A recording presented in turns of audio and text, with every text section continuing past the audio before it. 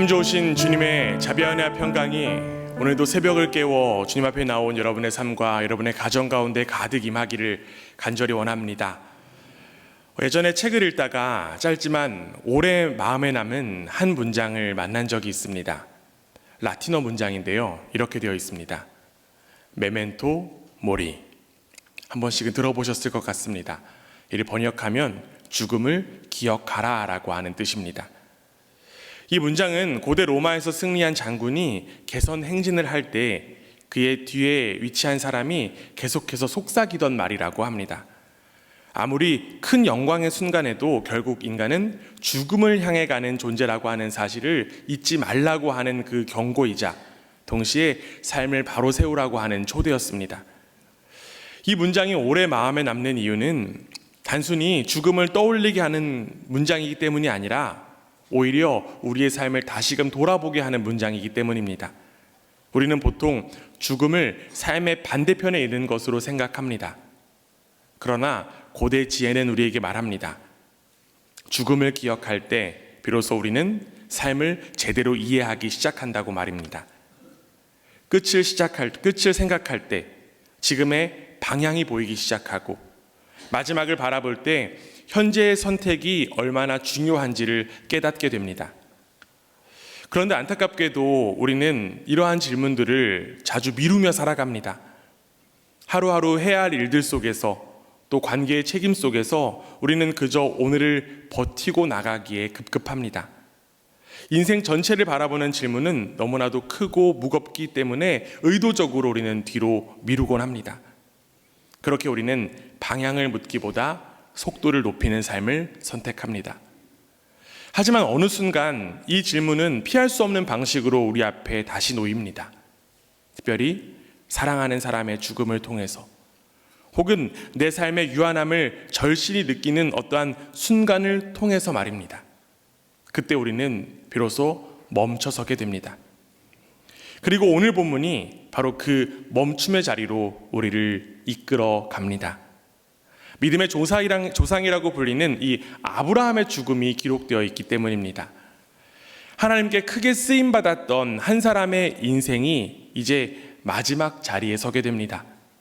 그리고 성경은 그의 죽음을 놀랄 만큼 담담하게 기록합니다. 그런데 이 장면 앞에서 우리는 더 이상 다른 사람의 이야기를 읽는 자리에 머물 수 없습니다. 왜냐하면 이 죽음은 결국 우리에게 하나의 질문을 남기기 때문입니다. 나의 인생은 과연 무엇을 향해 가고 있는가? 말씀 앞에서 이 질문을 겸손히 떠올리며 하나님 앞에서 우리의 삶을 다시금 바라볼 수 있는 은혜의 시간 되기를 간절히 원합니다. 오늘 성경 본문은 아브라함의 죽음을 이렇게 기록합니다. 우리 말씀 한번 다시 읽겠습니다. 창세기 25장 7절에서 8절 말씀입니다. 우리 함께 읽습니다. 시작. 아브라함의 향년이 175세라.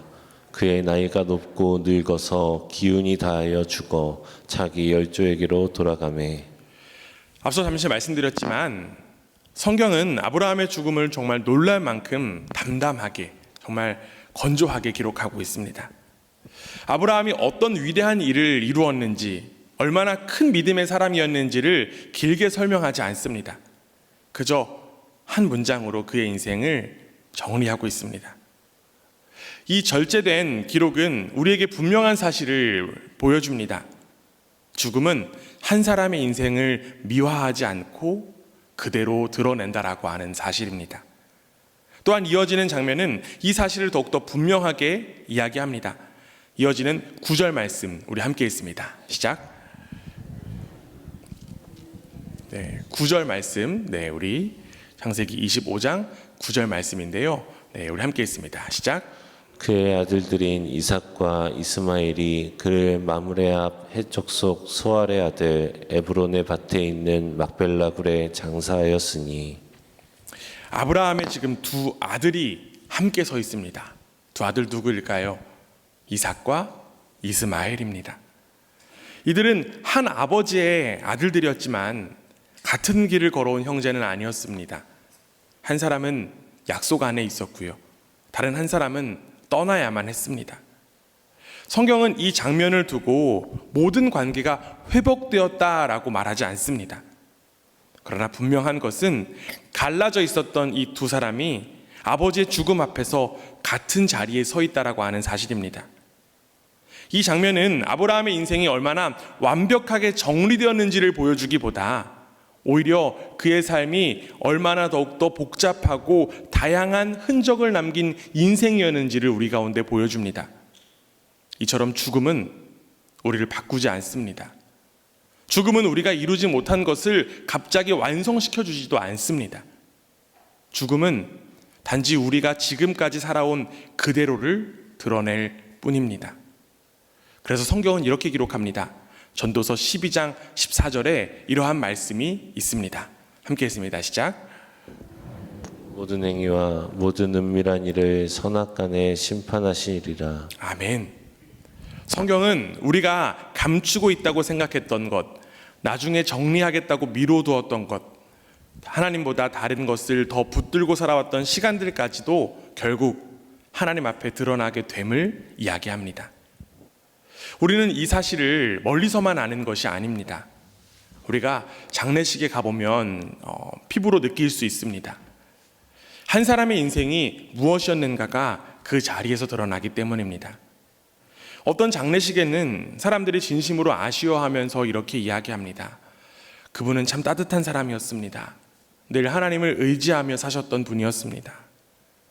그런데 어떤 장례식에서는 쉽게 말이 나오지 않는 경우도 있습니다. 무엇을 말해야 할지 몰라 조용히 고개만 숙이는 경우도 있습니다. 이처럼 죽음은 그 사람의 인생을 새롭게 만들어주지 않습니다. 이미 살아온 그대로를 드러낼 뿐입니다.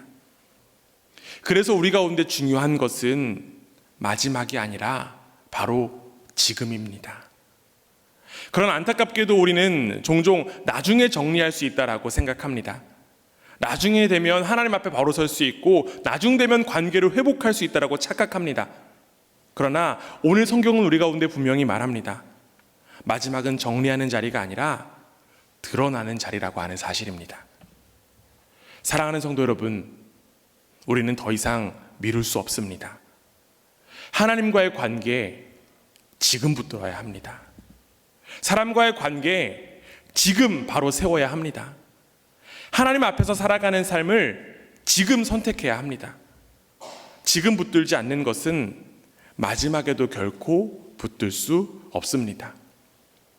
이것은 바로 코람데오, 하나님 앞에 살아가는 삶으로 연결지을 수 있습니다. 우리는 예배 시간에만 하나님 앞에 서 있는 사람들이 아니라 삶의 모든 순간 속에서 하나님 앞에 서는 존재들입니다. 보이지 않는 자리에서도 아무도 알아주지 않는 순간에도 우리의 삶은 언제나 하나님 앞에 있습니다. 그러므로 오늘 이 새벽에 우리는 완벽한 삶을 사려고 애쓰는 것이 아니라 하나님 앞에서 살아가는 삶을 선택하기로 결단하는 저와 여러분 되기를 간절히 원합니다. 지금 이 자리에서, 지금 이 순간부터 바로 하나님을 의지하며 살아가는 것입니다. 우리 함께 고백하기 원합니다. 나는 지금 하나님 앞에 있습니다. 우리 인생이 끝나는 그날, 꾸며진 인생이 아니라 드러나는 인생 속에서 하나님을 붙들고 살아온 삶이 분명하게 나타나게 되기를, 우리의 관계 속에서도 하나님이 남아있는 인생이 되기를, 우리의 삶의 자리마다 하나님 나라의 흔적이 분명히 남게 되는 삶이 되기를 주님의 이름으로 간절히 원합니다. 이제 아브라함의 인생은 끝났습니다. 그의 삶은 드러났고요. 그의 이야기는 여기서 끝난 것처럼 보입니다.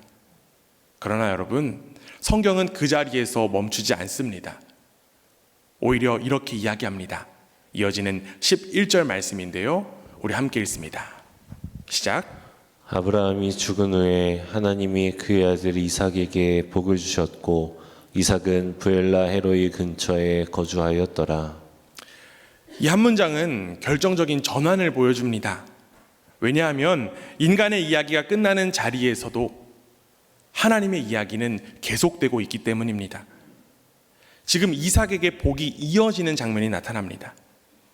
그런데 여러분, 이 문장에서 가장 중요한 것은 무엇이 일어났는가가 아니라 누가 일하고 계시는가에 있습니다. 여러분, 주어가 누구입니까? 바로 하나님이십니다. 하나님께서 이삭에게 복을 주십니다. 특별히 여기서 복을 주셨다라고 하는 말은 히브리어 원어로 바라크입니다. 이 단어는 단순히 잘되게 해준다라고 하는 의미가 아닙니다. 성경에서 나오는 이 바라크는 하나님이 주신 약속, 곧 언약의 흐름이 끊어지지 않고 계속 이어지는 것을 의미합니다. 즉, 하나님이 시작하신 이야기를 하나님이 끝까지 이어가신다라고 하는 뜻입니다. 아브라함은 끝났지만 하나님은 끝나지 않으셨습니다. 아브라함의 인생은 완전하지 않았습니다. 그의 삶에는 이해되지 않는 선택도 있었고요, 관계 갈등도 있었고요, 정리되지 않은 흔적들도 남아 있었습니다. 그럼에도 불구하고 하나님은 멈추지 않으십니다. 하나님은 바라크를 멈추지 않으십니다. 하나님의 약속은 인간의 완전함 위에 세워지는 것이 아니라 하나님의 신실함 위에 세워집니다. 이 사실을 신약은 이렇게 기록합니다. 빌립보서 1장 6절 말씀인데요, 우리 함께 읽습니다. 시작. 너희 안에서 착한 일을 시작하신 이가 그리스도 예수의 날까지 이루실 줄을 우리는 확신하노라. 아멘. 하나님은 시작만 하시는 분이 아닙니다. 하나님은 시작하신 것을 끝까지 이루시는 분인 줄 믿습니다. 우리는 이 사실을 우리의 삶 속에서도 경험할 수 있습니다. 우리는 때때로 이렇게 생각하곤 합니다. 이제 끝났다. 이건 망했다. 이처럼 더 이상 이어질 것이 없다고 느껴지는 순간들이 있습니다. 관계가 무너지고요, 상황이 막히고요, 아무것도 기대할 수 없게 느껴지는 그러한 자리들이 있습니다. 그런데 여러분, 우리는 시간이 지나면 깨닫곤 합니다. 그것이 끝이 아니었다라고 하는 사실을요.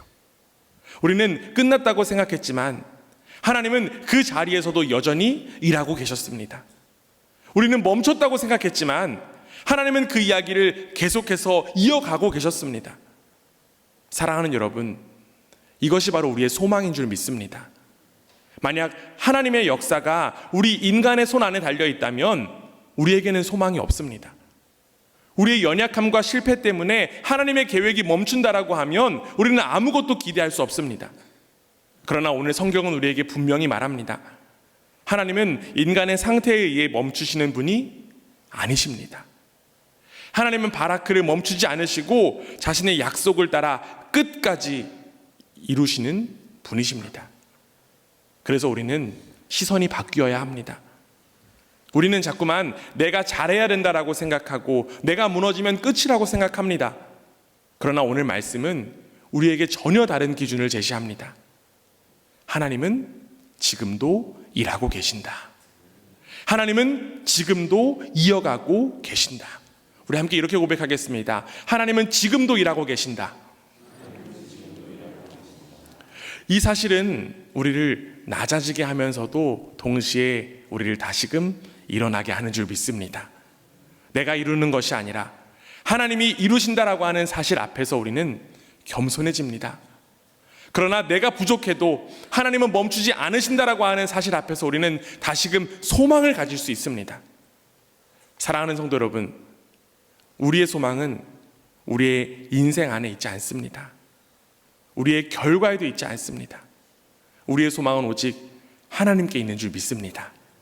하나님이 지금도 바라크하시며 하나님의 약속을 이어가고 계시며 하나님이 끝까지 이루실 것이라고 하는 그 사실 위에 우리의 삶이 서게 되기를 간절히 원합니다. 어떤 상황 속에서도 하나님의 신실하심을 신뢰하는 그 믿음으로 살아가는 저와 여러분 되기를 주님의 이름으로 간절히 원합니다. 하나님은 약속을 멈추지 않으실 뿐만 아니라 그 약속을 아무렇게나 이루지 않으십니다. 오늘 본문은 하나님이 어떻게 일하시는지까지도 분명히 보여줍니다. 창세기 25장 5절 말씀인데요, 우리 함께 읽도록 하겠습니다. 함께 읽습니다. 시작. 자기에게 자기의 모든 소유를 주었고, 말씀에 보면 아브라함이 모든 것을, 모든 소유를 이삭에게 준다라고 이야기합니다. 이것은 단순한 상속이 아닙니다. 하나님께서 주신 그 약속이 누구를 통해서 이어지고 있는지를 분명히 드러내는 장면입니다. 약속은 분산되지 않고 한 사람을 통해 이어집니다. 흐름이 모이고 중심이 세워집니다. 그리고 이어지는 장면은 그 질서를 더욱더 분명하게 보여줍니다. 이어지는 6절 말씀이에요. 함께 읽습니다. 시작. 자기 서자들에게도 재산을 주어 자기 생전에 그들로 하여금 자기 아들 이삭을 떠나 동방 곧 동쪽 땅으로 가게 하였더라. 아브라함은 서자들에게도 재산을 나누어 줍니다. 그런데 그들을 이삭과 함께 두지는 않습니다. 그들을 분리해서 동방으로 보냅니다. 이것은 단순한 가족 정리가 아닙니다. 약속의 흐름을 분명하게 구별하는 행동입니다. 우리는 이 장면을 통해서 하나님 나라의 질서를 보게 됩니다. 하나님 나라는요, 무질서하게 확장되지 않습니다. 하나님은 왕으로서 다스리시고 선택하시고 구별하시며 자신의 뜻을 따라 그 약속을 이루어 가십니다. 하나님 나라의 질서는 사람이 만들어내는 체계가 아니라 하나님이 통치하신다라고 하는 그 사실이 역사 속에 드러나는 방식입니다. 그런데 여러분, 여기서 우리가 놓치지 말아야 할 아주 중요한 사실이 한 가지 있습니다. 성경은 아브라함이 이삭에게 모든 것을 주었다라고 말하면서도 동시에 서자들에게도 재산을 주었다라고 기록합니다. 이것은 하나님 나라의 또 다른 성격을 보여주는 장면입니다. 하나님은 구별하시지만 버리지 않으시는 분이십니다. 하나님은 우리는 구별을 생각하면, 그 하나님의 구별을 생각하면 쉽게 차별을 생각할 수 있습니다. 그러나 하나님은 구별 속에서도 자비를 흘려보내십니다. 약속은 한 방향으로 이어지지만 하나님의 은혜는 그 경계를 넘어서 흐릅니다. 결국 하나님 나라는 질서로 세워지지만 자비로 확장되는 나라입니다. 그래서 하나님의 일하심은 우리의 이해를 넘어섭니다. 왜 어떤 것은 남고 어떤 것은 떠나는지, 왜 어떤 길은 열리고 어떤 길은 닫히는지 우리는 쉽게 이해할 수 없습니다. 그런데 성경은 우리를 더 깊은 자리로 이끕니다. 우리에게 생명을 허락한 십자가를 한번 떠올려 보시기 바랍니다. 예수 그리스도의 죽음, 우리의 기준으로 보면 쉽게 이해할 수 없는 사건입니다. 실패처럼 보이고 무너진 것처럼 보이며 모든 것이 끝나는 것처럼 보이는 장면입니다. 그래서 사도 바울은 이렇게 고백합니다. 고린도전서 1장 18절 말씀입니다. 함께 읽습니다. 시작. 십자가의 도가 멸망하는 자들에게는 미련한 것이요 구원을 받는 우리에게는 하나님의 능력이라. 십자가는 사람의 눈에는 어리석음입니다. 그러나 바로 그 자리에서 하나님 나라의 질서 그리고 하나님의 자비가 동시에 드러납니다. 사람은 힘으로 이루려 하지만 하나님은 십자가로 이루십니다. 사람은 높아짐으로 완성하려고 하지만 하나님은 낮아짐으로 완성하십니다. 우리가 이해할 수 없는 그 십자가, 하나님 나라의 가장 분명한 방식입니다. 이처럼 하나님은 우리가 이해할 수 없는 방식으로, 그러나 가장 확실한 방식으로 일하십니다. 인간의 기준으로는 끝이었지만 하나님 나라 안에서는 구원이 이루어지고 있습니다. 이 흐름을 따라가다 보면 우리는 분명히 알게 됩니다.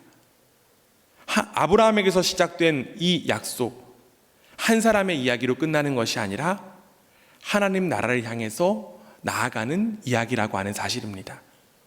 이제 이삭을 지나 이스라엘을 지나 그 흐름은 마침내 예수 그리스도 안에서 완성됩니다. 결국 예수 그리스도는 약속의 결과일 뿐만이 아니라 하나님 나라의 도래입니다. 그분 안에서 하나님의 통치는 선포되고 하나님 나라는 우리 가운데 임했습니다. 하나님은 인간의 그 불완전함 속에서도 약속을 멈추지 않으셨고 마침내 예수 그리스도를 통해 자신의 나라를 이루셨습니다. 그렇기에 우리는 다시 한 번 더 우리의 소망, 우리의 삶 가운데 붙들지 않습니다. 우리는 우리의 인생을 완성해서 하나님 나라에 들어가는 사람들이 아니라 예수 그리스도 안에서 이미 그 나라의 은혜 안에 초대받은 사람들이기 때문입니다. 사랑하는 성도 여러분, 오늘 우리는 설교를 라틴어 문장 그 한 문장으로 시작했습니다. 메멘토 모리, 죽음을 기억하라 라고 하는 이 말은 끝을 생각하라는 경고가 아니라 지금을 어떻게 살아갈 것인가를 묻는 질문입니다. 그런데 여러분, 하나님 나라의 백성인 우리 모두는 여기서 멈추지 않습니다. 메멘토 모리에서 우리는 믿음으로 한 문장이 덧붙여져야 됩니다. 메멘토 모리, sed etiam 메멘토 데이 인 그리스도. 죽음을 기억하되 그리스도 안에서 하나님을 기억하라. 결국 죽음을 기억하는 것은 끝을 준비하는 것이 아니라 하나님 나라로 방향을 바로 잡는 것입니다. 죽음을 기억할 때 우리는 우리의 한계를 보게 되지만 그리스도 안에서 하나님을 기억할 때 우리는 하나님 나라의 소망을 보게 됩니다. 그러므로 죽음을 기억하며 살아가는 우리의 삶은 더 이상 두려움이 아니라 소망이 됩니다. 하나님 나라를 향해서 살아가고 나아가는 삶이기 때문입니다. 사랑하는 여러분, 이 새벽에 하나님 앞에 선 우리 모두가 우리가 붙들었던 모든 것들을 내려놓고 하나님이 다스리시는 그 질서 안에서는 은혜를 누리시기를 주님의 이름으로 간절히 부탁드립니다. 그래서 우리의 인생이 끝나는 그날 우리의 이야기가 아니라 하나님 나라의 이야기 안에 서게 되기를, 예수 그리스도의 이야기 안에서 우리의 삶이 새롭게 해석되기를 주님의 이름으로 간절히 원합니다. 오늘 하루도 죽음을 기억하며 특별히 하나님을 기억하며 하나님 앞에서 그리스도 안에서 하나님 나라를 바라보며 살아가는 복된 인생 되기를 주님의 이름으로 축원합니다. 기도하겠습니다. 예수 열방의 소망, 예수 우리의 위로자, 주는 온 땅의 영원한 소망. 예수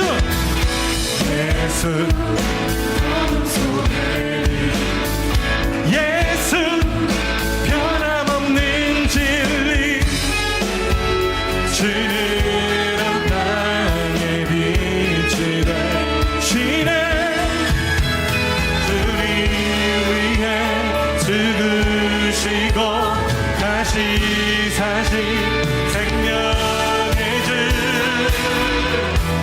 주님만이 소망이요 변함없는 반석이라, 주님만이 온 세상을 비추시네. 또 죽음에서 부활하신 우리 구주 평강의 왕, 주를 믿는 모든 자의 소망 되신 주를 믿네. 아멘.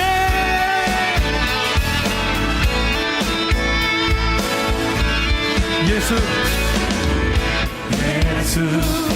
열방의 소망, 예수 우리의 위로자, 주는 온 땅의 영원 소망. 예수 어둠 속에 예수 변함없는 진리, 주는 온 땅의 빛이 되시네. 우리 위해 죽으시고 우리 위해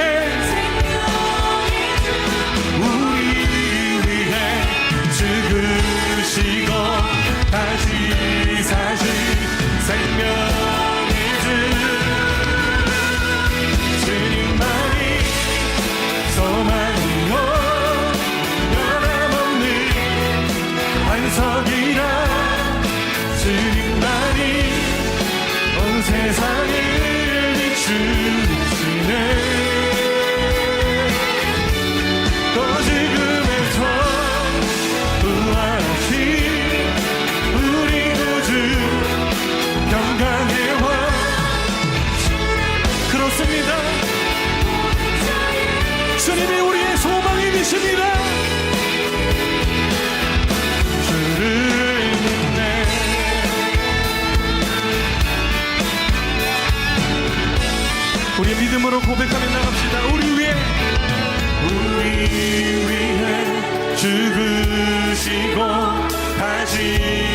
대신 생명 우리 위해 죽으시고 다시 사신 생명의 주 주님만이 소망으로 변함없는 반석이나 주님만이 온 세상을 주시네 또 죽음에서 부활하신 우리 구주 평강의 왕 주를 믿는 모든 자의 소망 되시 주를 믿네